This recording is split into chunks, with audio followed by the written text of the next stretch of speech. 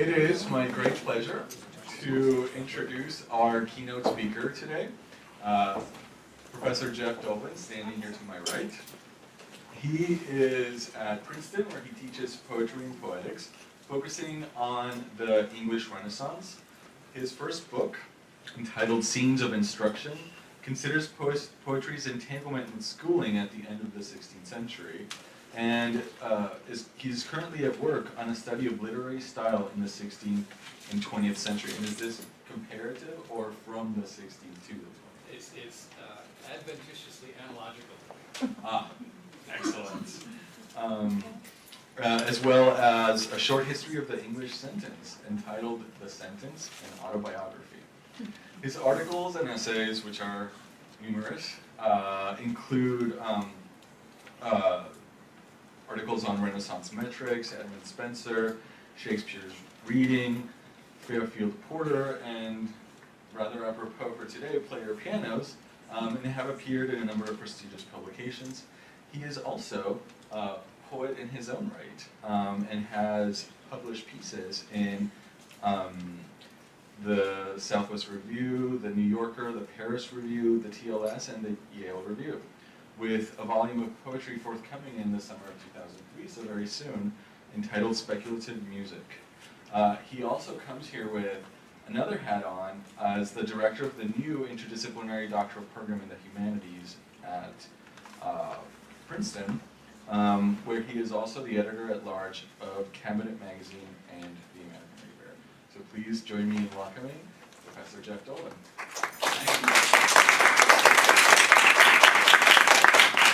Thank you. Thanks, everybody. Thanks for coming. I think at this hour, after all of these hours of thinking in this room, even the sciences might falter. But we're hanging in there. I very much appreciate it. I'm going to talk about style. That's partly out of the project that you just heard a little bit about. How to do things with style is the name of the book. But I think of it as a vector into some new, not new, old, but revivable opportunities in the humanities, and I'll try to bring some of those possibilities up, and maybe at the end, maybe in questions, talk a little bit about how they harmonize with some of what we're doing in IHUM, which is the Interdisciplinary Doctoral Program in the Humanities at Princeton, which is 2 years old. But I'll begin just at the funeral of Frank O'Hara, who was buried in the cemetery at Springs, Long Island, on the 20th of July, 1966. Crowd of some 200 mourners assembled from the overlapping circles of his painter and writer friends like Kenneth Koch and Barbara Guest and Bill and Elaine de Kooning and Edwin Denby and Bill Bergson and Sir Thomas Wyatt. Wyatt found his place in that company a little surreptitiously, courtesy of John Ashbery, who read as his eulogy an O'Hara poem called To the Harbor Master. I wanted to be sure to reach you, though my ship was on its way, it got caught in some moorings. I'm always tying up and then deciding to depart. In storms and at sunset, with the metallic coils of the tide around my fathomless arms, I am unable to understand the forms of my vanity, or I am hard to leave with my Polish rudder in my hand and the sun sinking. To you I offer my hull and the tattered cordage of my will. The terrible channels where the wind drives me against the brown lips of the reeds are not all behind me.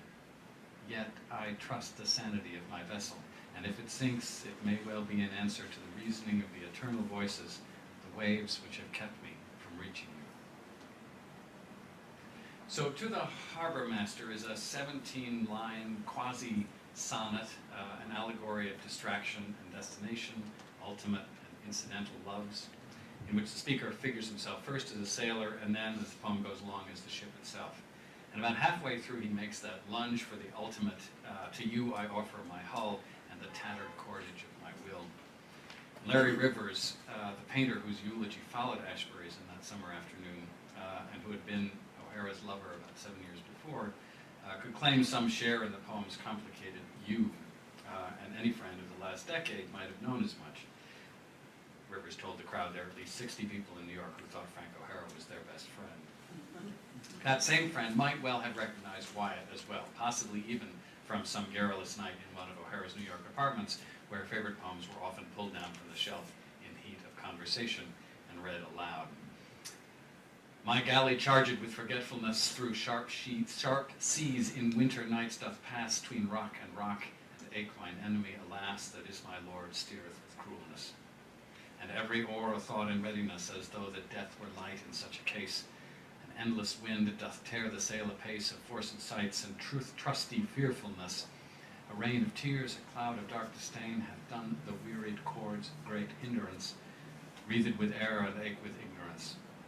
The stars be hid that led me to this pain, drowned is reason that should me come forth, and I remain despairing of the port.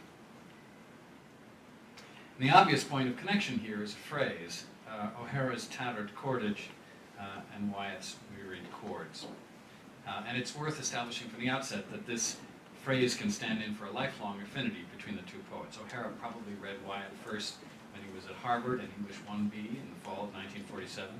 He studied the next year with one of Wyatt's modern editors, Hyder Rollins. And from then on, Wyatt keeps coming up in O'Hara's poetry. In 1951, there's a poem called After Wyatt. 10 years later, Wyatt's phrase, "Whereby shall cease," almost became the title of one of his most famous poems, a long poem for Bill Berkson, ultimately called Biotherm. There's a lot in between. O'Hara's friend and protege, Ted Berrigan, observed that many of his models are impeccable, and he returned to them time and time again, Wyatt being one of them. A particular poem of Wyatt's, one particular poem will lead Frank to writing a number of different poems until he eventually comes up with a poem like To the Harbour Master. So if we have some confidence in the connection, the question is what to make of it. Why Wyatt? Why Wyatt for O'Hara? Why Wyatt at that moment and arguably through the whole poem in the conceit of the South as ship? The tattered cordage is likely to present itself to literary critics under the aspect of an allusion, and we are apt to ask, therefore, what it means. And our usual assumption is that the later text is in some way an interpretation of the first, to which we add our own interpretation, and so we go about our business of making words about words about words.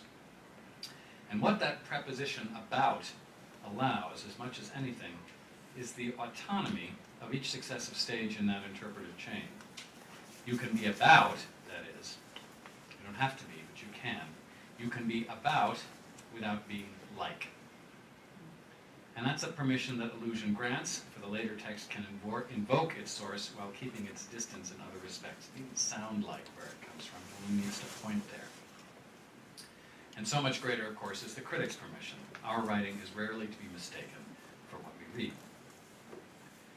But interpreting here is not exactly what I want to do, as tempting as it might be to worry the question of chords and cordis and heart, or to etymologically, or to think about how that word tatters comes to O'Hara, a word that feels as though it's more likely to be associated with books, with clothes, than with ships. But interpretation is not what I want to do.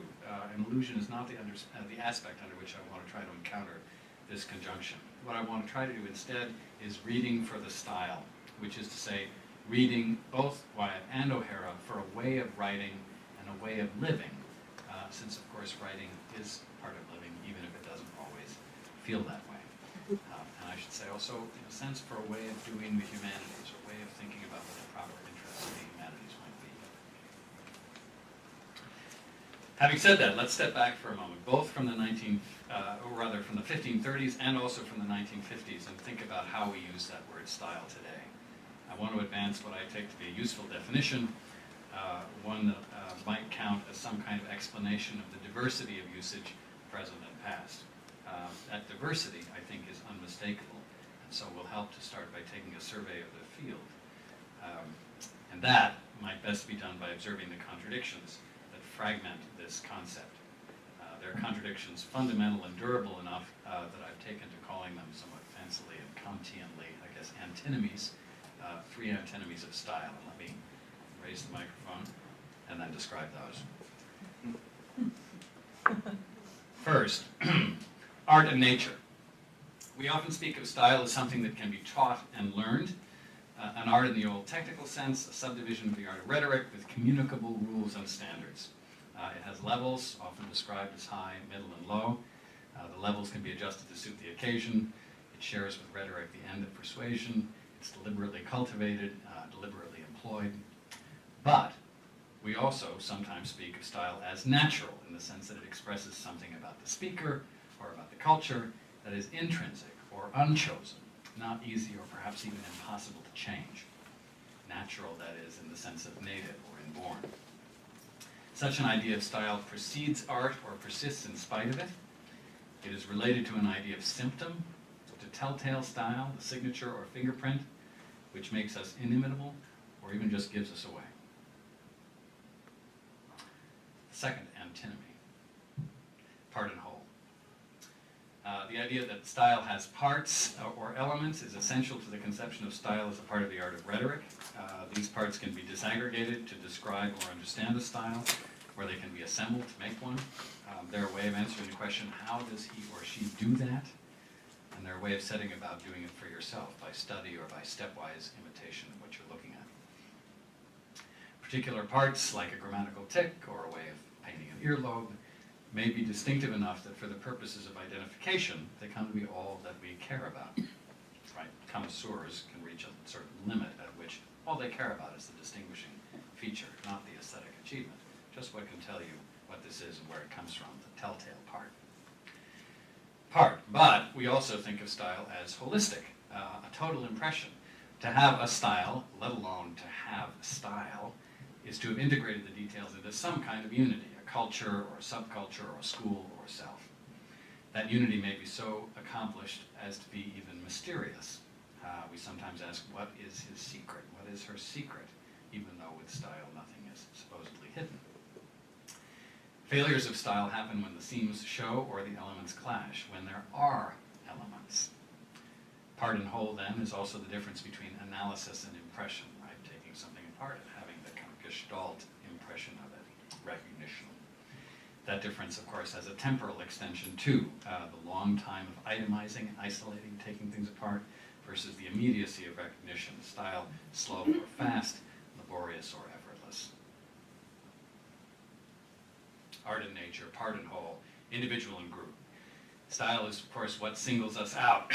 We may share tastes in books or music or clothing or whatever it is. We may do the same jobs, have the same hobbies, but the way we do them is distinctive.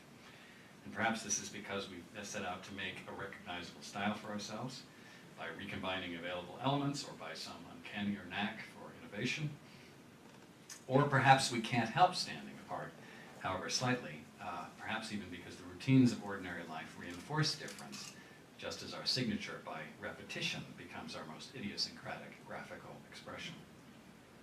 Individual. But, of course, we also use the same word to talk about what holds together groups of all kinds, periods, nations, schools, coteries. Style is something that we share, what we recognize when we find or try to find our place in the social landscape, what others look for when they try to place us there. The affinities may be deliberate, our bid for membership, or they may arise from some imitative instinct or tacit ideological convergence. They may be immediately obvious tokens of inclusion or exclusion, or they may be invisible, except from a considerable historical distance.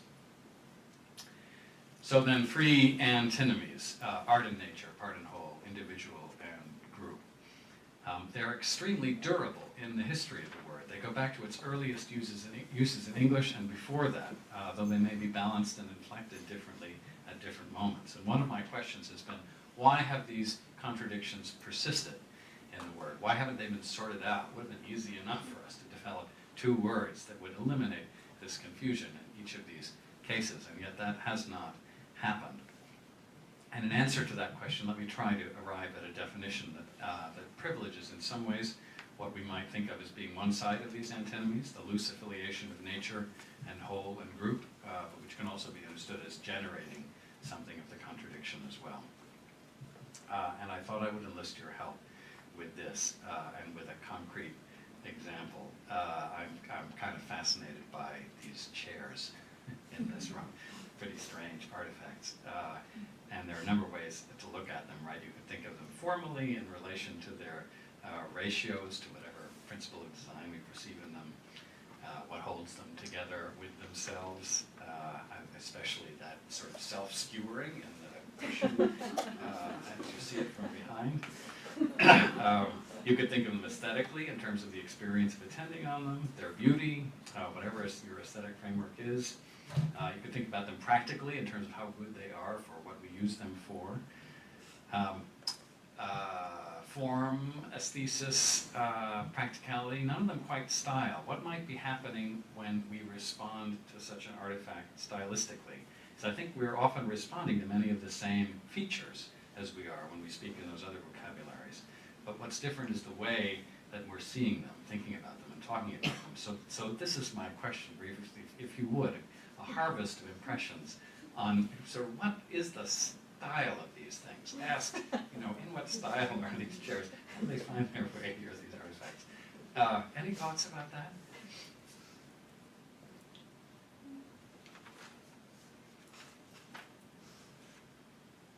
Yes. I'll just throw something out. I think the style is one that is intended to be least obtrusive or offensive. At least noticeable. Right, that they actually would prefer not to be noticed in terms of their style. Plain style chairs. All right, there certainly is something to that more. I think they have something futuristic. A little bit, right? Yeah. Retro-futuristic. Retro-futuristic feels even more exact. Because there's a slight sort of Art Deco-y thing to them. Is there anything else that we want to say? They have a slightly automotive aspect to them. There's a lot of chrome. In any event, if thinking about, especially great phrase, retro-futuristic, I think we're trying to locate these things with respect to other objects that are like them, even in saying that they aspire also to a certain innocuousness. They aspire not to call attention to themselves. We're placing them in a field of affinities and disaffinities. And the field of the places where we find such things, the field of the people who use them, and so on, to what they are like. And you might say that likeness is a principle of style, as well as a principle of mimesis, but whereas in mimesis the likeness is in the representation of an object, in the questions of style, the likeness is, as it were, horizontal. It's what assembles a field of objects and allows you to think about them together as having some kind of family resemblance.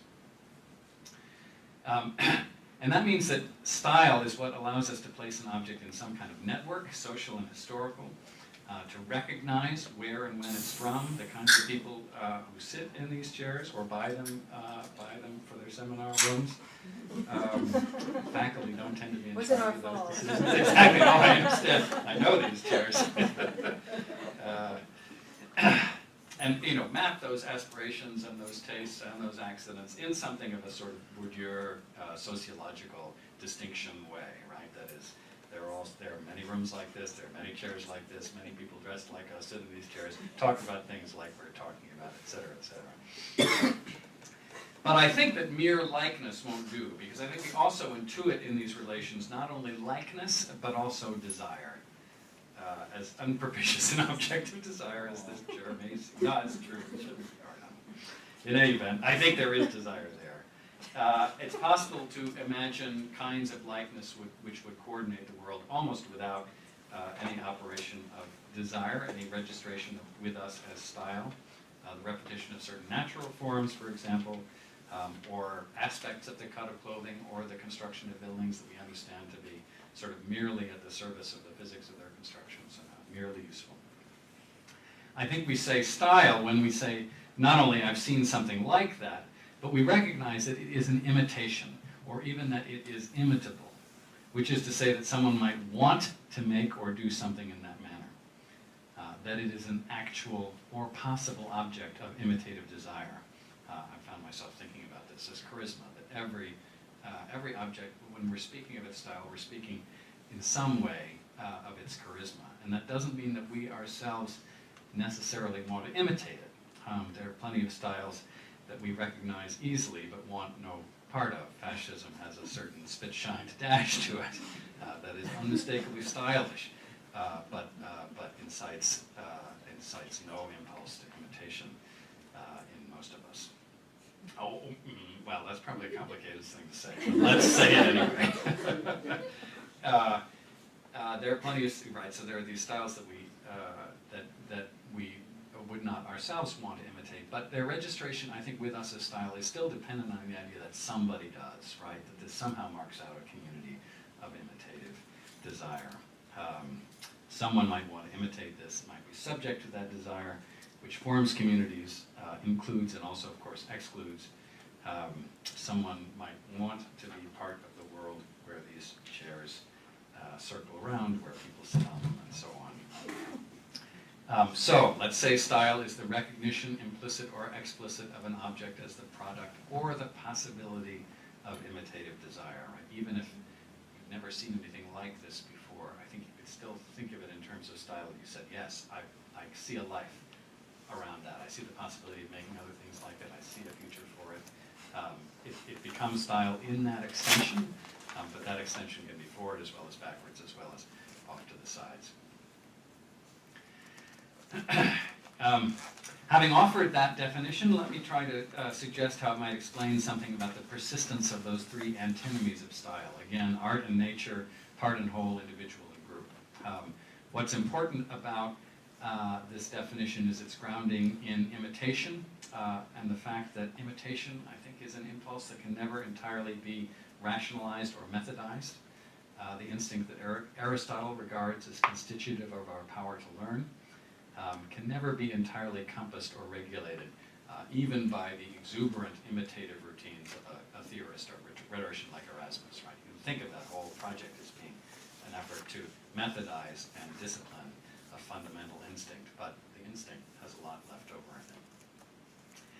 So I think we can think of that first antinomy, art and nature, as being generated out of a concern to regulate this territory of imitative appetite and susceptibility. So you have the levels of style, high, middle, and low. You have the recruitment of the schemes and tropes, all the different Greek and Latin names that fill the rhetoric handbooks, to that tripartite division, low, middle, high, all in an attempt to methodize something that is inchoate and possibly contagious. That's what I think imitatio as a technology is, right? It reflects a desire for control of, and perhaps a fear of, sounding like yourself and sounding like other people. The second antinomy, part and whole, I think does similar work.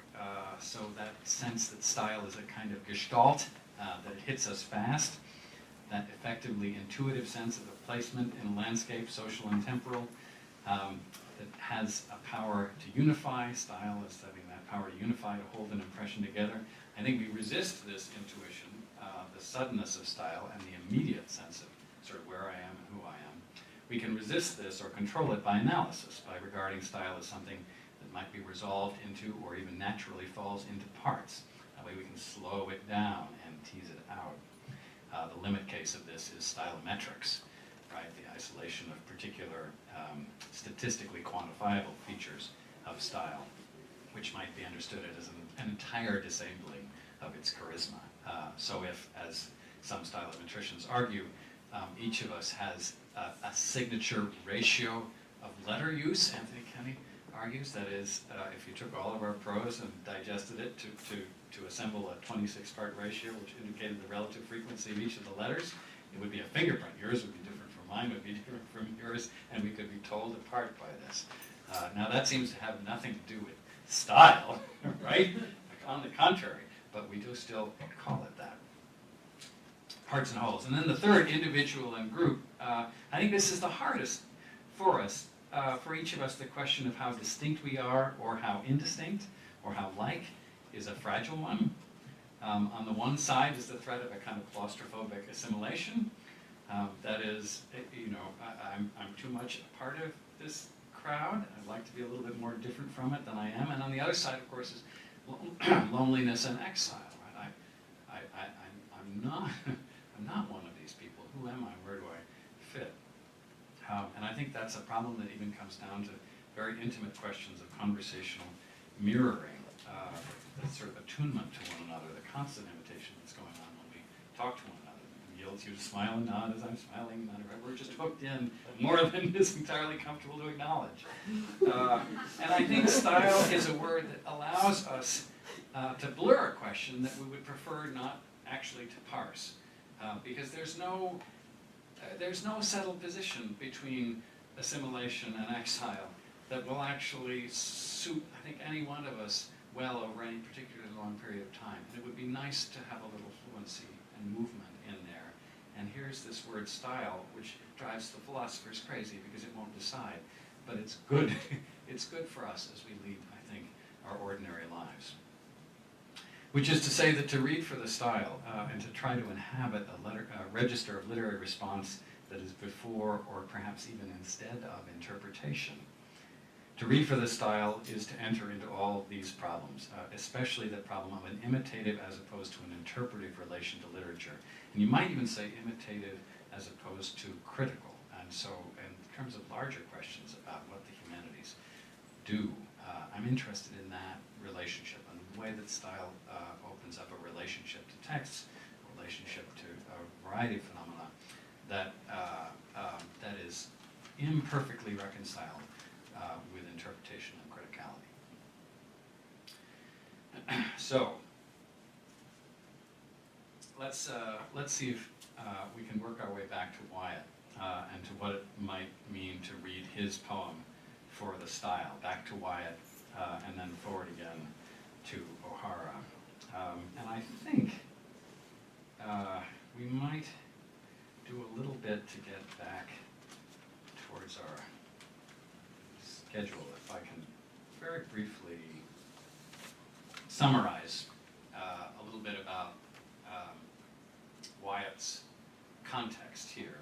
I have some pages on his relation, the sort of climate of talk about style in the period, which is basically dominated by the idea of the three levels coming out of Cicero, the high, middle, and the low. If you'd asked Wyatt what is style, that's what he would have said. And yet there is a steady thread, and Carlo Ginzburg is very good on this, a steady thread of discussion of style as it might be associated with particular orators as well. And Cicero, in other moods, will wonder if there aren't as many genera dicendi, as many ways of speaking, as many styles, as there are orators. So one of the things that Ginzburg describes in this great article, Style as Inclusion, Style as Exclusion, is the way in which these two threads run through discussions of style, really from the De Oratore and the orator forward. On the one hand, this idea of style as technical, learnable, something that we can all do, and on the other hand, style is something that may be associated with particular individuals. So certainly circa 1530 for Thomas Wyatt, the bulk of talk about style leans on the technical side, but the individual side, the expressive side, is by no means out of play.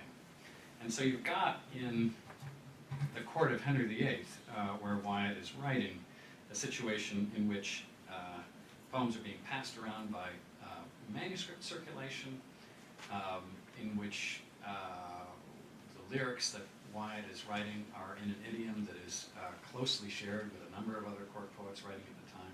And it becomes very difficult for editors to discover who wrote which poem. This is a great industry for people like Hyder Rollins, and as any good industry will be, and as so few are, it really has no obvious historical ending point. There's no way we're ever going to decide who wrote which of these, so it goes on and on and on, driven by our impulse, only by our impulse to know, our impulse to lean on that, especially our modern impulse to lean on that sense of individual style. So this is a setting in which there's an especially large repertory of ways to use a poem, most of which call, I think, for relatively little reflection on what a poem might mean. So poems might be openly brandished or privately disclosed. They might be used for wooing or for scorning or for flattering or for securing entry into a new circle or banishing a competitor. They might be conveyed to let it be known that you're capable, but also perhaps that you're balked and restless and need employment. And in such a traffic, the difference, and this is important, I think, for both Wyatt and O'Hara, the difference that we customarily observe between reading and writing starts to slip away. Whoever transcribed or spoke the poem on a given occasion was unlikely to have been the first to set it down. If anyone could say who was in fact first, the poem was anyhow based on another poem, sometimes in another language. Am I the writer, the author of this poem if my poem is a translation, say a Petrarch lyric, as Wyatt's is? How about if it's an imitation, supposing you can tell the difference from a translation? What if I copied the poem and just improved it a little bit along the way, fixed the meter? Wyatt's meter certainly needs fixing. Or what if I've just copied it faithfully? What if I give it to you for some new purpose? What if I give you a copy made by someone else? What if I sing it to you from the page? What if I sing it to you from memory? If I sing it to you, have you read it? Have I read it if I sing it? These are all ways of meaning the poem, or better, making it part of your style. And too strong a conception of authorship spoils this traffic. And here I think the familiar analogy of style to clothing, say the poem is a new coat, is especially handy. When I put on that coat, everyone knows that I didn't make it myself, right? It's not part of, whatever this coat means about my style, you don't assume that I spent hours stitching it in order to make a particular impression that it makes. Nonetheless, it will be recognized that I mean it and that it means me. I get the credit for it because I wear it a particular way in particular situations in a manner like or unlike how others do. That's my style. Thomas Wyatt may have become a particular object of humanist celebration, but for most of his life he was immersed in a court context where his work circulated among imitators, and where he himself was an imitator, and the ongoing excruciations of those editors I mentioned testify to how native he was in that environment. So it may start to become clear why the account of style that I've given might be illuminating in this context. The self-fashioning power of these poems was by no means limited to their first authors. Their usefulness to the community was enhanced because they offered up variations on consistent personae. They're almost always first-person utterances, spoken out of the predicament of some sort of servitude. They strike variations on a posture of sophisticated, self-knowing, ingenious helplessness, at once confessional and, by virtue of reticence about particulars and the implication of a still grander inward suffering, which is so much of Wyatt's art, they can be secretive too. And in that secretness, a latent potency. And one can imagine how they might suggest in the turbulence of court life an appealing way of moving through and understanding yourself amidst its squalls and its tempests. Particular poems and the particular revisions of the conventions would be almost beside the point. I Burn in Lovely Desire tells you just about what you need to know. The appeal, I think, is a kind of way of life, a way of going forward, of holding yourself together, together with yourself and together with others, having a style. And if it's not as the sort of person in the poem exactly that you want to be like, then as the sort of person who recognizes the kind of thing the poem is, who knows which people use it and how they use it, and who has a copy in his or her commonplace book. So how in this world of reading for the style, reading as imitation rather than as interpretation, right? That's the basic difference that I'm trying to explore. How would my galley charged with forgetfulness be read? I'm trying to consider it primarily in terms of a way of life that it offered, where again, a way of writing and a way of life are not so sharply different. What is there to recognize in this poem? What is there to imitate? Well, it is, as I said, a translation of Petrarch's sonnet, Passa la nave, and it likely sounded continental, even if the specific origin in some imagined palace transaction of this thing, even if the specific origin isn't recognized. The poetry of dangerous love had a French and maybe an Italian air about it, which circuits through Chaucer's Book of Troilus. Anyone tracking the rhymes would have heard something new. This is among the first English sonnets.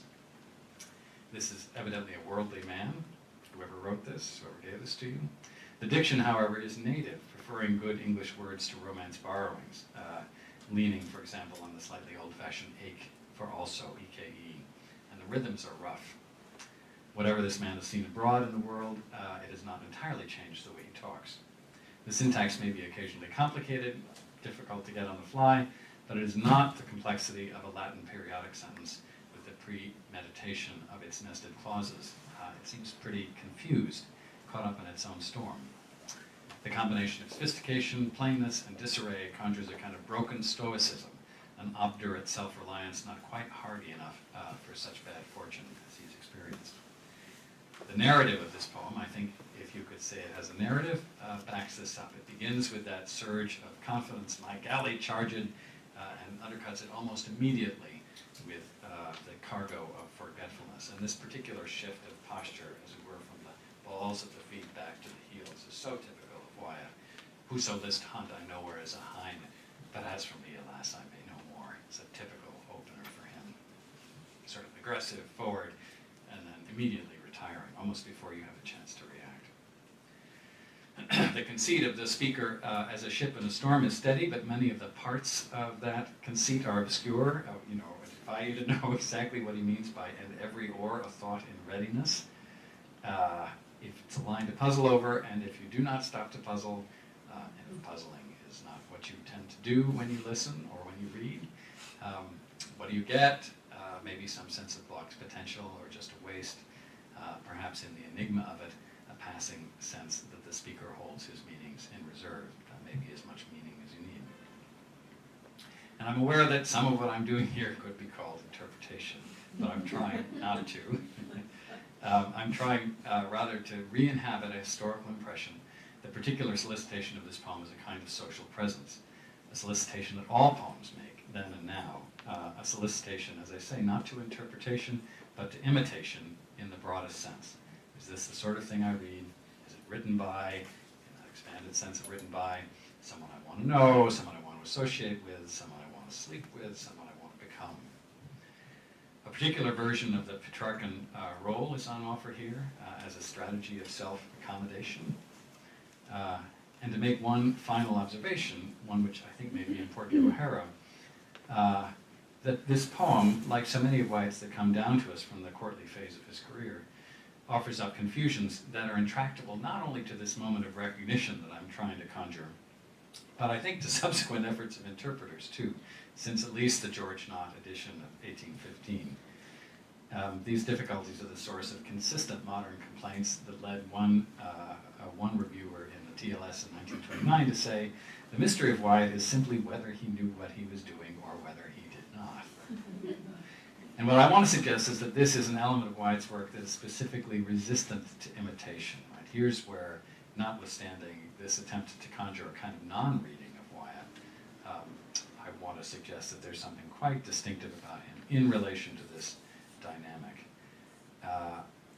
Not because this aspect of Wyatt, this resistance to sense-making in some of its particular varieties, not because this is inimitable. There's really nothing that can't be imitated, nothing that we do that can't be imitated. But because it's hard, I think, to want to imitate. To have a style is to have a way of going on, a way of fitting in with others or even just with yourself. Even the most demanding style offers a kind of ease, insofar as it guides your choices as you go about what to wear, about whom to talk to, about the next word you're going to use. These passages of obscurity in Wyatt extend the Petrarchan confusion or even helplessness, but I think they try to extend it past what we could really want for ourselves into a discoordination so radical that it can resist stylistic recognition or appropriation. Which is to say that in the sea of Tudor lyric, one of the things that stands out in some of Wyatt poems, the Wyatt poems that we tend to love, is a refusal to be assimilated. Not a refusal by technical accomplishment, which is what Sidney will try, right? Sidney just tries to write some poems that are so damn good that you can't do that, you know? Nobody's as good as I am. That's the difference. That's not at all what the wager Wyatt is making. I think Wyatt is trying to make poems that you couldn't want to make. So, as I said, O'Hara knew his Wyatt from college, and since he studied 16th century poetry with Hyder Rollins, whose editorial labors among the printed miscellanies and poetic manuscripts of the period make him a hero of early modern scholarship. I think it's safe to say that O'Hara knew at least something of the sociable means of transmission by which those poems got around. And it's likely that he would have recognized an affinity. In 1951, he devoured Paul Goodman's Kenyon Review essay on avant-garde writing with its gospel that, I quote, "The essential present-day advanced guard is the physical reestablishment of community." And those convictions emerged transmuted in O'Hara's famous essay, Personism, a Manifesto. I should have had this quote up for you. It's such a great one. You may know that little essay. "I was realizing," writes O'Hara, "that if I wanted to, I could use the telephone instead of writing a poem. And so personism was born. It's a very exciting movement, which will undoubtedly have lots of adherents. It puts the poem squarely between the poet and the person, Lucky Pierre style, and the poem is correspondingly gratified. The poem is at last between two persons instead of two pages. Lucky Pierre style, a sexual practice which I think you can more or less structurally imagine from the evidence of the quotation. The poem is at last between two persons instead of two pages. This, indeed, is mostly how O'Hara's poems got around. Loose-leaf typescripts pressed into hands or sent in a letter. Many of them were jointly composed in pastiche of and homage to other poet friends. There's a world of difference between the coded complaints of Tudor court culture and Society of Manuscripts and the deliberate, I won't say quite anachronism, but specific resistance to a society of mechanical reproduction that O'Hara incarnated. But the result is a similar construction of coterie within which imitation and collaboration are crucial to the place of poetry in life. Authorship is not dissolved, but it becomes a game in a way that it could never be for Ben Jonson on one hand or Robert Lowell on the other. However much this sense of personism, the personism of the early 16th century may have contributed to O'Hara's interest, it's clear that he found Wyatt's posture a resource for his own writing and for his own life. To the harbor master is hardly pastiche of Wyatt. One way of doing the style of Wyatt would be to try to sound like him, and you wouldn't mistake O'Hara's poem line by line for writing of the 16th century. Nonetheless, imagine hearing it aloud as it was read by Ashbery that afternoon in 1966. It has about it some of that Petrarchan impasse, the lover whose unanswered pleas and whose impossible loves drive him into a lyric inwardness, the ship that gets caught up in its own moorings, the inability to understand, of course, the tattered cordage of the will. There are other influences in the poem, notably the French surrealists, whom O'Hara read with such enthusiasm after he was introduced to them by Kenneth Cope. But the poem is partly a trying on of an old voice that speaks for the compromise of agency in love, and speaks for it with urgency and charm and a kind of charismatic helplessness.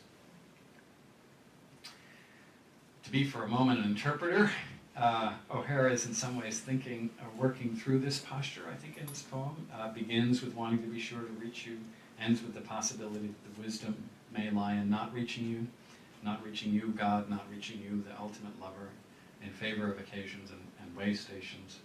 Another disposition towards uncertainty that is not unlike what we find at the end of the Wyatt poem, and I remain despairing of the port. That remain, I think, for Wyatt is pretty strong, possibly even stronger than despair, and possibly even better than port. One important dimension of the Petrarchan project in its unrequitedness is that it can simply keep going, right? There's another poem after this, and I think for both of them, that possibility is important. And I think why it is essential to this for O'Hara, the confusion, the reversals, and a common resistance to narrative, poems that don't go anywhere. And so I want to make a final suggestion about these two poets as stylists, and not only as stylists, but as poets who raise questions about the nature of style. O'Hara's prose is full of reservation about style as a category, so when he's thinking, talking about style, it's mostly skeptically.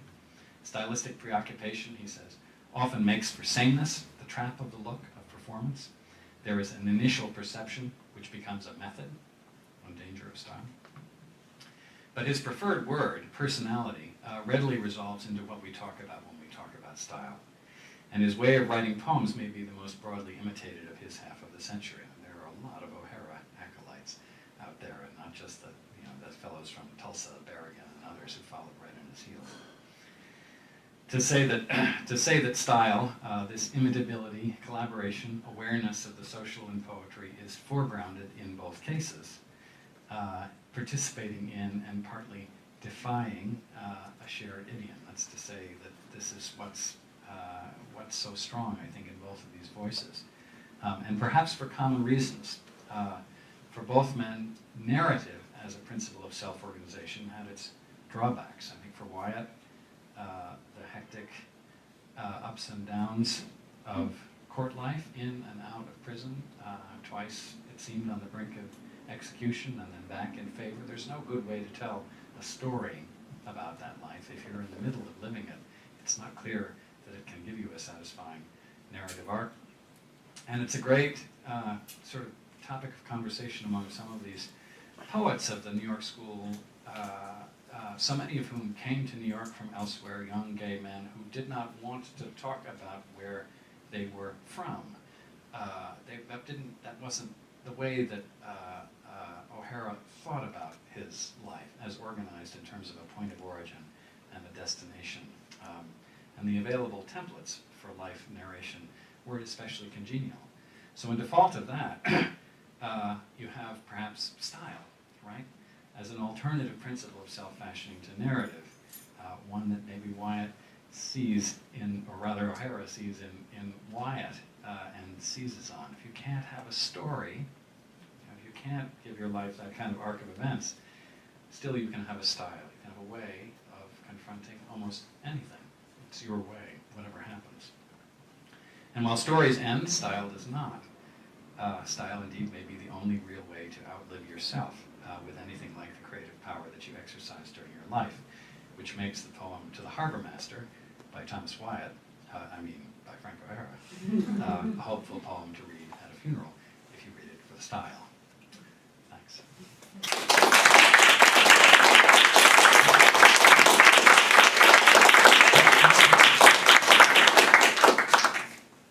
So I can say maybe a little bit just about what the connection is in my mind between this project and sort of thinking more generally about possibilities in the humanities now. And one route into that is just to say that I do an awful lot of imitation in my teaching.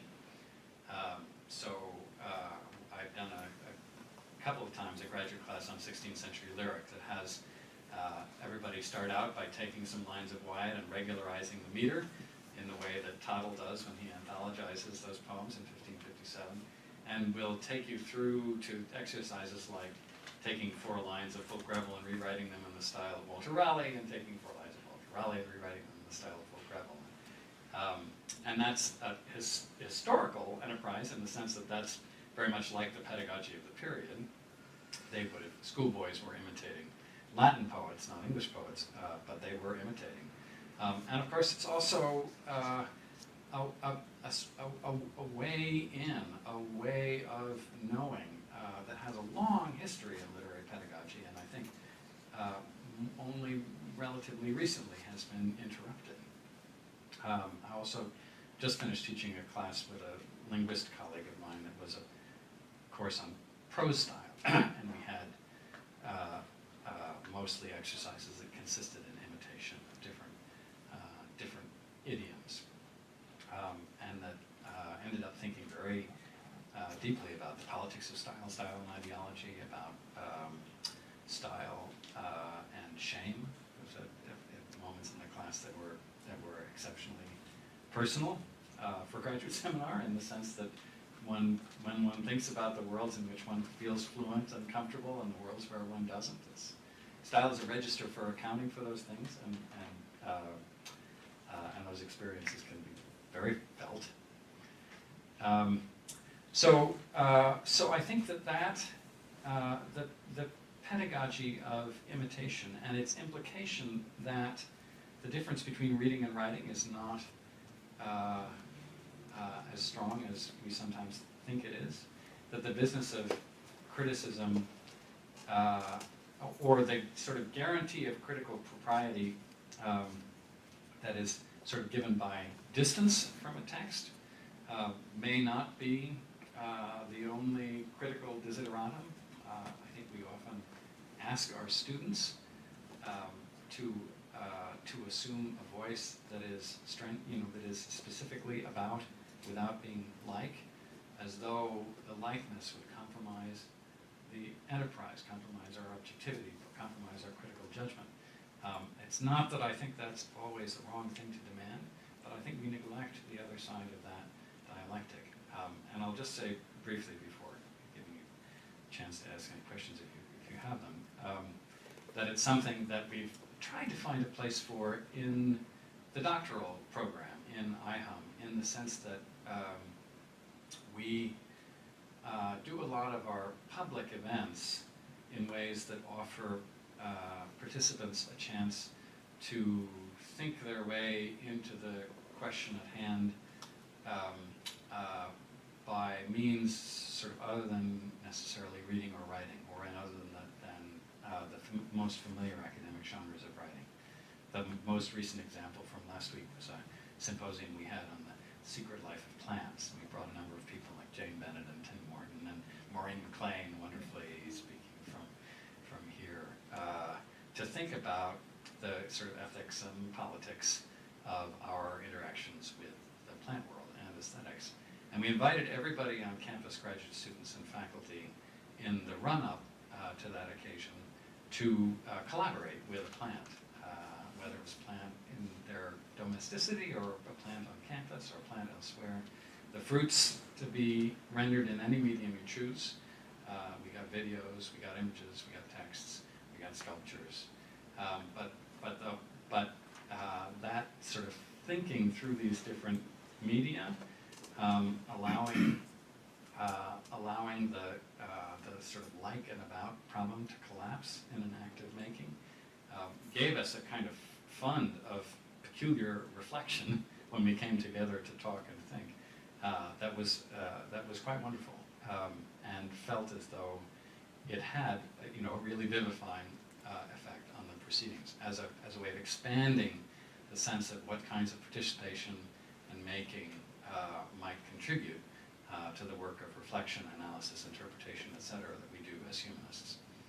So I will stop there. Yes. Thank you, that was fantastic, and just stylistically so beautiful. So with that sort of framing, I'm going to try ask a tricky question, the dark side of style. Just first, this vaguely technical observation about how you set up these antinomies, which they did a sort of serpentine twist, because we had on the one hand art and nature, then part and whole, and then individual and group, and then art, part, and individual formed one side of the dichotomy, and we got nature, whole, and group on the other side. But if we were listening closely to what the contents of those were, the art and nature ones had actually flipped by the time we got to the third set, individual and group, so that the group stuff was a little bit more like art, and nature was a bit more like the individual. So now we have a sort of serpentine logic built into the antinomies. No wonder their confusion is going to persist, even if we didn't have confusion at every level. Okay? So in other words, the art was the learned and the communicable, the rules, standards, etc., as against the natural, the unchosen, the signature, the inborn. That was the nature. By the time we get to individual, group, the individual is, of course, the signature, the idiosyncratic, and the group is the schools and the coteries and the nations. So that's just to fill up that point. But more seriously, so the question of style seems in your account to embody a kind of almost sensuous knowledge that is weirdly, it weirdly sort of it gives interpretation itself. The slip at all turns, it's held together by these antinomies, seems to oscillate between them, resists interpretation, cannot be specified fully or parsed as metrics, etc. It's not entirely rationalizable or statistically quantifiable, methodolizable, etc., and so on and so forth. At this point, we're sort of getting a sense that there might be something sort of like a good idea, like this is like the non-rationalized and reified kind of thing. And it puts you into company of folks like, Benjamin on aura and Gumbrecht on presence and the affective turn and felt experiences, vivifying things away rather than interpretation, charisma against meaning, and so on.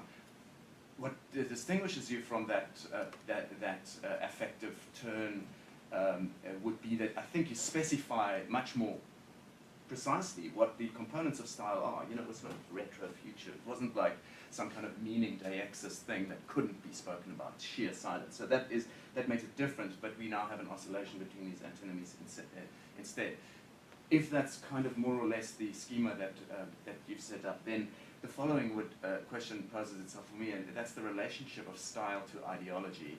And that the issue of style may be important, but not because it vivifies and makes things sort of enlivened or more felt, but rather on the contrary, because precisely by focusing on it, we may be able to pass it again.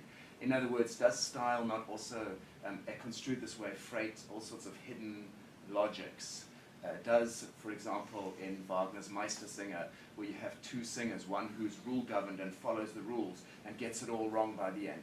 But Falter is able to join this to some kind of affective presence. He's able to both inhabit the rules and effectively give them style. He's more or less the character of style, and then your follower of rules who doesn't have the correct relationship to this additional thing, turns out to just be sort of Jewish along the way. Or using something like Zizek's account of Sound of Music, where he says, the narrative, the story is kind of anti-Nazi polemic, but the texture of its signifying associations, aka style, are precisely a kind of fascist fantasy, and so on. So is it not that style is everywhere, and we've got to watch out and pass it and actually, be intimidated by it and not charismatically seduced by it? Something like that. Yeah, fantastic question. And I think, just to go to the sort of well-noticed flipping of the alignment of the antinomies, yes, and I think one could do that somewhat wantonly. That is, there might be sort of a first blush alignment, such as I offered, but nature is a sort of primary site of the taxonomic imagination, for example. So does it properly align with whole or with part? What is its grammar? Is it rather, for example, somehow perception that gives nature its wholeness, and taxonomy, evolution that gives it its particulate nature, and so on? There are any number of ways in which I think those could be repolarized. Their abidance as contradictions is what feels most significant to the argument for me, but your point is well taken, that they may abide, but they do not always align. And right, the question of the relationship between this account of style and aura or presence or the effective turn and so on, I think there are certainly affinities there. I think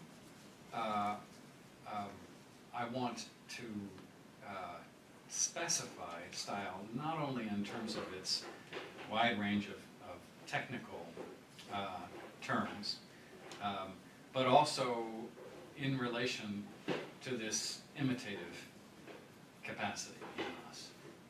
That this really is the root of it, that it's our dependence upon and discomfort with the extent to which we are always mirrors of one another and of where we find ourselves. And that even, I have disciplined myself to suppress a lot of talk about mirror neurons because they're awfully fashionable, sort of quasi-humanistic, quasi-scientific topic, and the scientific opinion on their significance is still much divided in itself.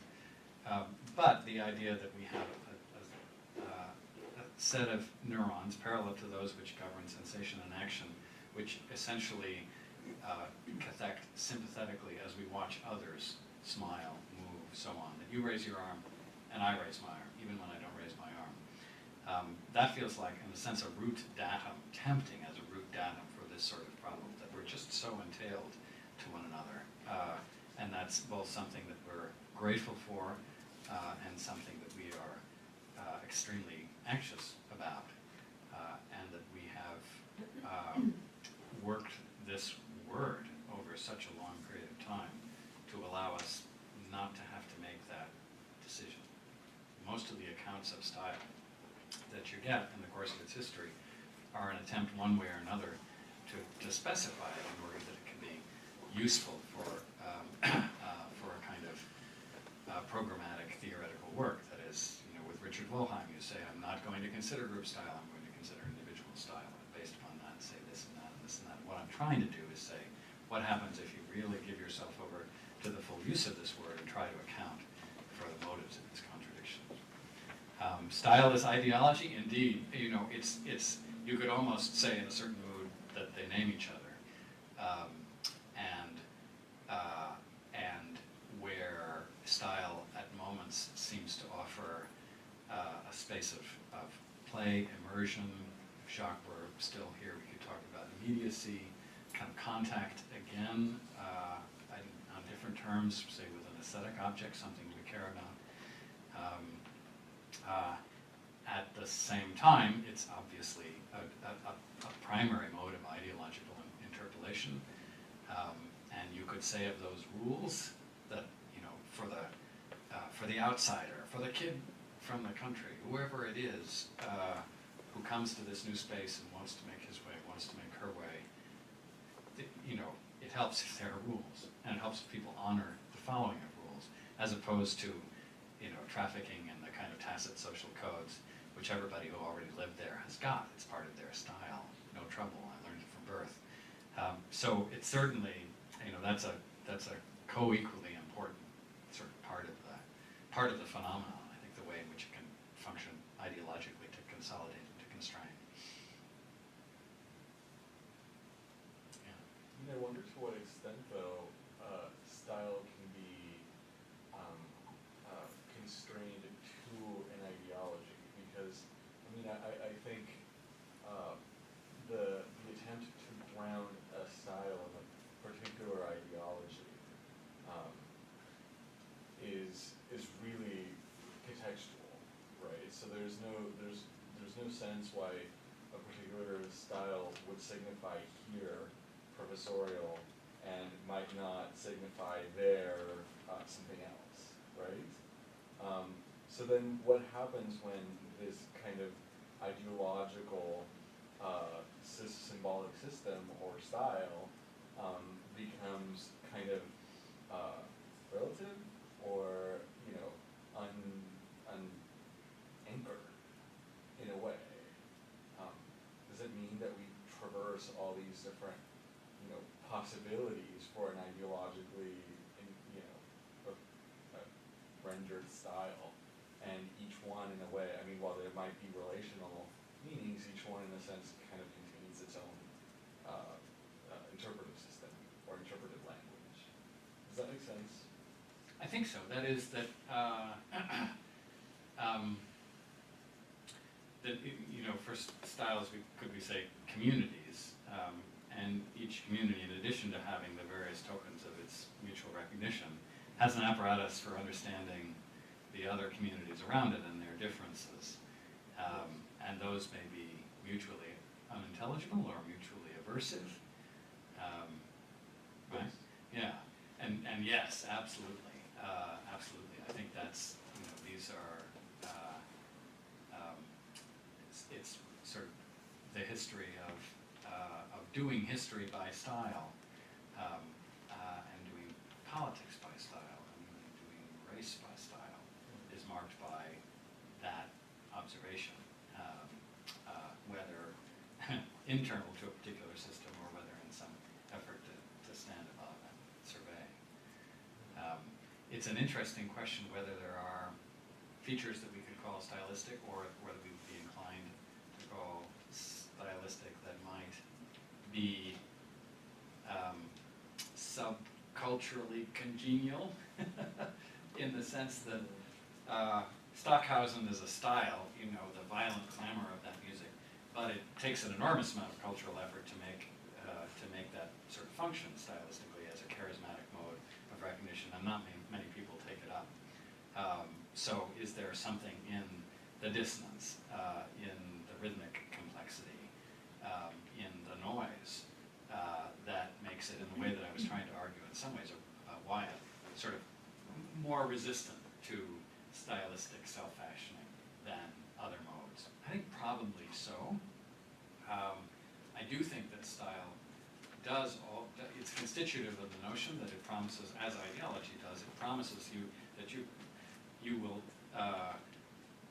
know basically what to do in the world, or at least more than you would have otherwise, that you don't stand in front of your closet, you know, with an infinite number of possible choices, but you wear what you wear.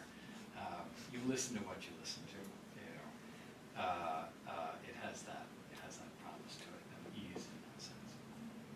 Yeah, and I think what makes me a bit uncomfortable in a sense is that, I mean, if the humanities become a style, and just as a thought exercise, if we consider humanities as the means and the disciplines and the canons that will allow you to be a cultivated human being or a functioning member citizen of a community, if it becomes a style, then it's opened up to pluralities in a way, or it's opened up to evaluation or to judgment. And I can say, well, I don't see the value in this particular style, or this particular means of being in the world, or this particular imitative community or code that I'm being told I should be incorporated into. So in that sense, not to bring it back to like the whole notion of humanities faltering, but then I guess how can we make use of these notions in order to, in a way, justify a style that we have chosen without even choosing. Right. So a limit case of this would be the humanistic dystopia, in which we are a balkanized collection of self-signaling, more or less independent communities who defend each itself to the other by saying, this is just my style, and for whom there's no recourse to a body of argument or a system of principles that might aspire to govern across that range, that might say, this is a project of critique that's not stylistically embedded, or that has an engine within itself for trying to release itself from that stylistic embeddedness in order to question it. We wouldn't want to lose that. And yes, I would agree. I mean, I think that the polemic here is sort of against a sense that that we don't cultivate this, that are, especially I think in literary studies, I think art historians do it more, and in some ways musicologists do it more. But that sense of kind of knowing the world of the past, the way we know the world of the present in terms of that sort of map of that sounds like that, that sounds like that. I think that's knowledge that needs cultivating, and that we tend not to cultivate or even to resist. And similarly, the idea that we might learn to write from the writers we read in a very direct way, which I think we don't tend to do. Our imitative instincts are in play, but they're not much reflected upon. So I think our students don't. That avenue of learning isn't open to them. So this is about opening that avenue, I think, and just institutionally, maybe making some connections between our project and what is the growth industry of creative writing. But I think that it does necessarily exist in a dialectic with the project of critique.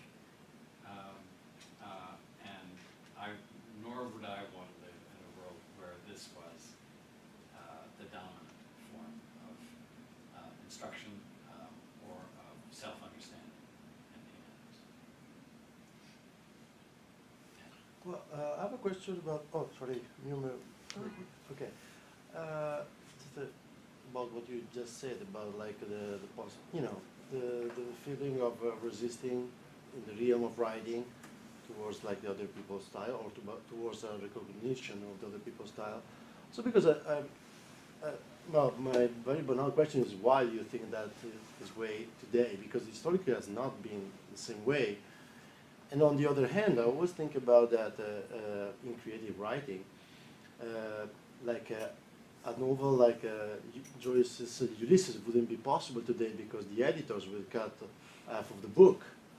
And this is a big matter of style. So there is this resistance is interesting, and yeah, it opens up a number of discussion about writing today, but not just writing. That it goes on with the ideology and a lot of things that I leave to you to complete. Please.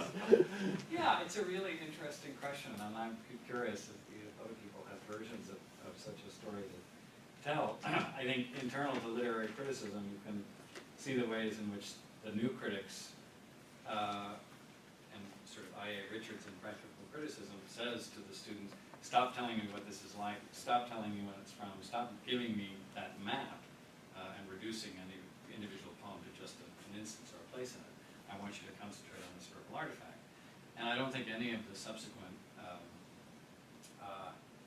major projects in literary criticism have really had a place for rehabilitating that kind of knowledge. New historicism might well have had good grounds to do so, but didn't. That's not the way that project went. So it's languished, I think, as a less prestigious category. And I think, you know, concerns about style and ideology are also very important to the extent that we understand ourselves as teaching above all critical thinking. One of the first things we say when we're asked what are we doing for our students, teaching them to think critically. It's not absolutely clear how imitation fits in that project, because it seems to involve a certain surrender of that distance. I think a surrender that ought to be, again, in a dialectic relationship to that critical distance. But I think that's another reason why it has fallen away. Institutionally speaking, I think also we've got now creative writing departments and fine arts department. You know, I guess I don't know the history of that as well, but I imagine that there's some story to be told about the relationship between fine arts and art history and their separation institutionally. And sort of gradually the making goes on over here and the interpreting goes on over here. And they have to understand themselves vis-a-vis the other.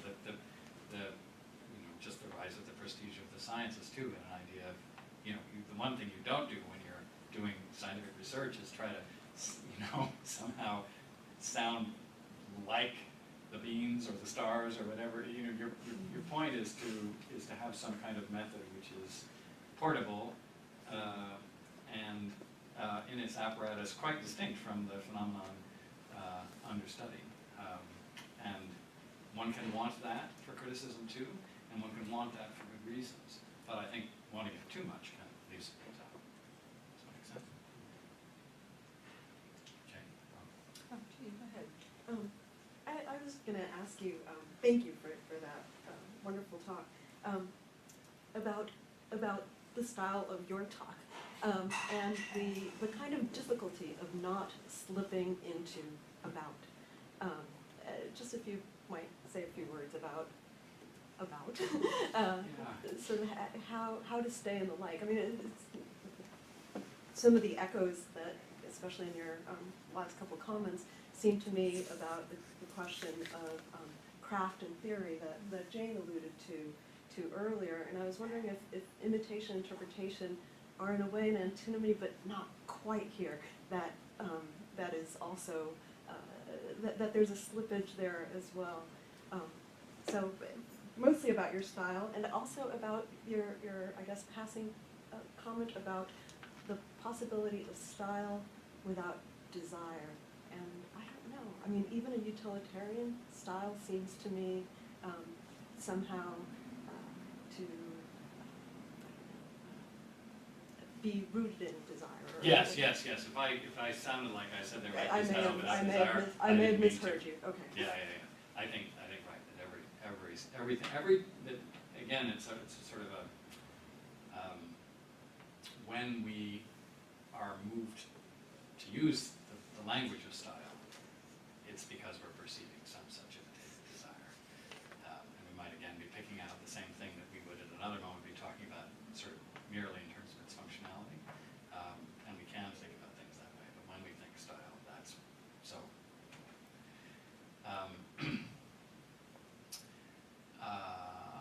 So the question of interpretation and imitation, it's a I'm not sure if one could ever sort of cleanly make that distinction. I think it can still. I actually, some of an essay that I stumbled upon relatively recently, should have seen before, Antoine Compagnon, that book of essays. What's it called? It's something like Criticism and Common Sense. And it's sort of a bracing thing, and a lot of what he does in a number of different basic territories in literary criticism is to say, to wonder at the costs of a demand for too much conceptual rigor and separation and clarity. And it becomes, I haven't read everything in the book, my sense is that it becomes a bit of a tick, or you make that move too many times, and then it becomes a bit of a cheat to get away from the rigor that perhaps you told yourself to. Nonetheless, he's interested in making a serious apology for moments when a substantial but not a perfect distinction can be made. And I guess that's sort of what I'm trying to do, to say that there are moments when I'm just kind of falling in with something that I'm in contact with, and it's not reflective. It's certainly not interpretive, certainly not hermeneutic, right? In the sense that that would be a conscious, deliberate business. And that's the separation that I'm looking for. You know, a fully Nietzschean account of interpretation goes everywhere. Sort of every glance I take in this room is interpretation in some sense. And I think it can be useful to think of interpretation in that way sometimes. But I'm trying to draw a narrower version of it. Yeah. I'm just wondering if you could say a little bit about translation. I mean, you know, Wyatt is a great translator of Petrarch, and I don't, you know, I felt that you were using imitation in a very inclusive way, and I think translation in the 16th century is really largely that imitation. But I think that even though, you know, Wyatt's Italian was undoubtedly good and spent time in Italy and all of that, I'm curious to think about if you did come to the term with a bit more specificity and talk about the poem as a partial translation, partial imitation of Petrarch, for example. Thinking here about translation, I love Martin's phrasing of style as some, you know, sensuous knowledge, you know, kind of, you know, a pre-knowledge, pre-rationalizing knowledge. You know, the extent to which his unfamiliarity with Italian might also have created for him a certain style, and what that lack of, at a certain level, that the translator, you know, perhaps even the best translator, even the most bilingual translator, might to a certain extent feel regarding the source language, if that might play at all into the kinds of stylistic choices that someone like Wyatt is making. Yeah, that's interesting. But, so one version of that would be to say something like, you know, Wyatt is reading the Italian, but he's also translating into, for example, some English idea of Italianness, which he has some sense of the difference between that and Italy. He's been there, but nonetheless, it's with him, and it is going to be part of the way in which he knows this poem will be heard. Yeah, I mean, that does feel important, and we saw, you know, style and nation. That's such an important register of style. Yeah, it goes back to some of Sebastian's points too. Yeah. That That this, you know, one of like Italy is a whole form of life when you look at it from a distance there, and the idea, the more a style can tell you what to do, the more of your life a style can help you with. Potentially, the more appealing it is, and so the idea of, you know, of having that Italianness to draw upon, and having the version of it to draw upon that's negotiable in the world that I have to move in.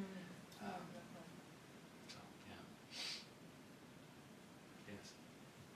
I was very interested in this last thing that you were talking about, of the interdisciplinary program and the relationship with the creative writing program. Talking about humanities also, I mean, which is exactly the relationship of these programs, I would like to know, and how, you know, like we are talking about criticism, but how creative writing can help, you know, to humanities, or not to Falter, or, you know, what's the relationship there? Yeah, so so the program basically works like this. We take 5 students a year. They apply in their 3rd year with a dissertation prospectus. That dissertation prospectus, in some way or other, for successful candidates, calls for more experience of some field that they haven't particularly studied that the department has prepared them for. So you're a third-year student in German, and your dissertation is looking towards anthropology, but you don't have the background. So IHUM offers you a joint degree, German and Humanistic Studies, and it opens up, gives you an extra year of fellowship, and the year is your fourth year. So it's at the beginning of the dissertation as opposed to at the end. So you get to go back to basics and study anthropology, whatever it is. So we have students doing all kinds of things. We have one musician who's actually doing creative writing, because he writes his own texts, composer. But the pairings are entirely dependent upon who applies and how compelling their proposals are. We also run a few courses every year, and those are team taught across disciplines. And we've had Susan Stewart, who's a critic and poet in the English department, teaching with Eve Ashheim, who's teaches at the Lewis Center for the Arts, doing a course on the line together, where the line, they were in the drawing studio, graphic lines and poetic lines, thinking about them together. So those are the kinds of combinations that we're trying to cultivate.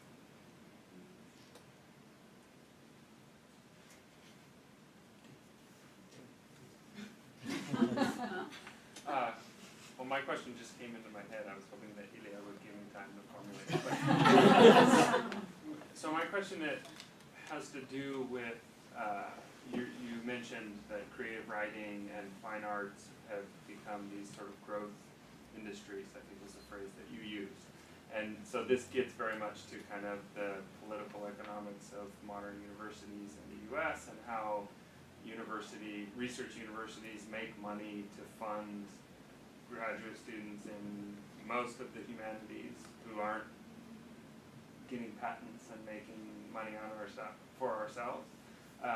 So I wonder how that fact, which is a relatively recent fact as far as I understand, that these are kind of money-making enterprises affects style in writing. In other words, it's maybe a different way of asking the style and ideology question. It's sort of a style and economics question. How is style in writing in particular affected by the economic fact that creative writing in universities is a kind of growth industry, as you put it? Yeah, that's interesting. Well, it's one side of that, and I have mixed feelings about this, but I think it might be useful to us, is that to the limited extent that I've had contact with the trustees, the money people, they don't understand the difference between the humanities and the arts, really, which is partly to say that they don't understand the humanities and they think they understand the arts. But it makes sense to them, which is to say I think it makes sense to a lot of Americans that these projects should have a relationship to one another. So we've been pretty successful persuading people that this is something that should get some money. And so that's both a utilitarian argument, just given the present ideological formation of the upper classes. And I think it's also, it's got some real possibility in it as well. That is, I think those connections are interesting, exciting. It was another thing that was, Martin, you began by saying, thanks for the opportunity to make this thing, to make the music and make the film, which clearly was a way to think through a problem for you, and in turn generated another round of critical thinking. And that just feels like the kind of thing that ought to be possible in the university. And I think that's a case we can make. And that's something we can show people, we can do with people. I always think that the best way of communicating the interest and importance of what we do is is to get people to come and do it. You know, the talking about it, you know, is mixed. But if you can bring your alumni back, you know, if you can do the stuff of the humanities with the people who have forgotten or never knew what it was like, then you stand a better chance of convincing them that it's something to support.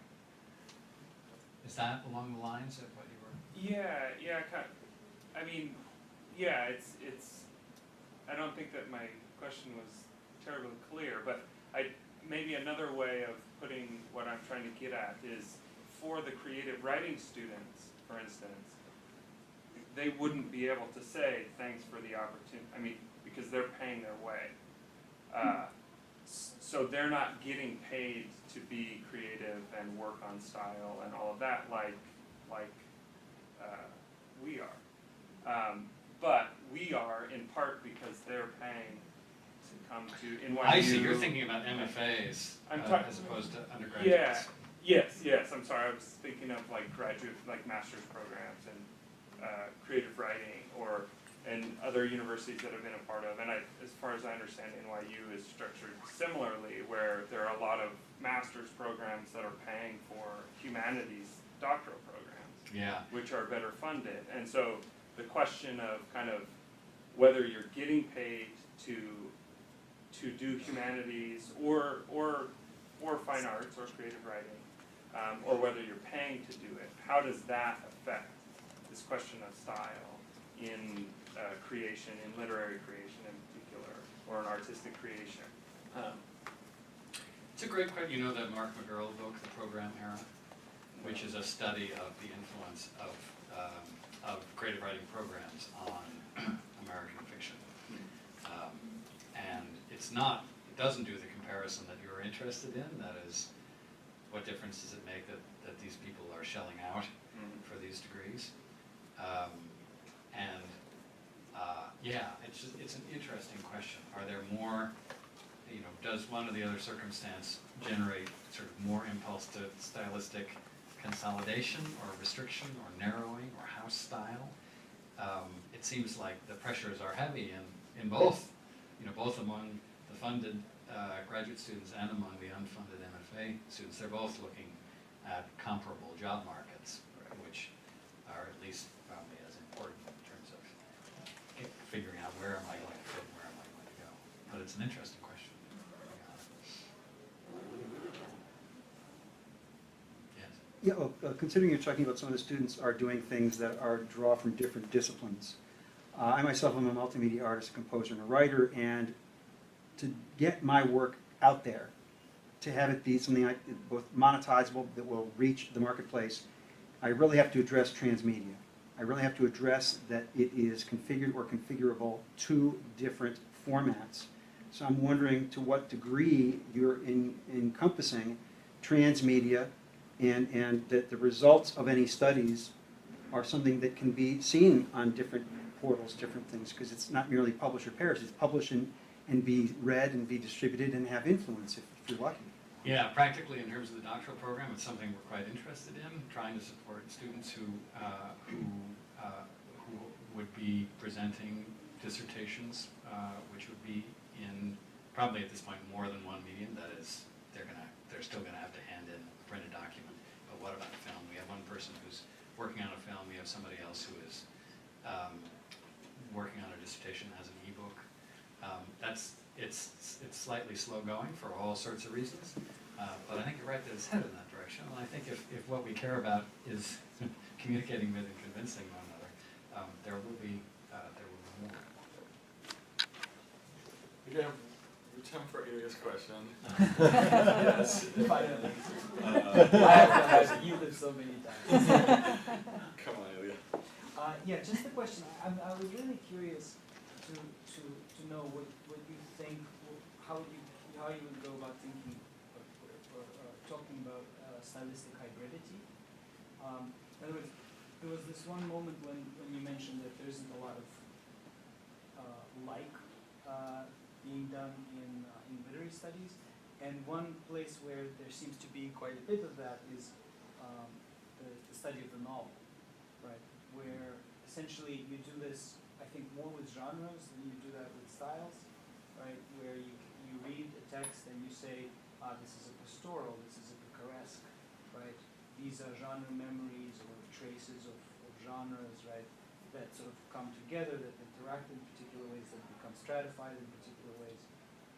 And so I guess I was just curious about, this from the point of view of literary criticism, but also potentially what that does to style as a way of life. Right? This question of stylistic stratification, whether there are indeed sort of a certain kind of history that could be read through, right, a particular individual's style, the way, say, someone like Jameson would read in political unconscious, would read the novel as sort of generically stratified.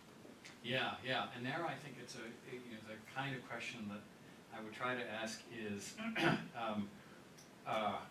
what are the circumstances under which you're calling those features generic, associating them with genre, and when are you talking about them in terms of style? That is, pastoral is a genre, and so using that word sort of tips me in the direction of classification.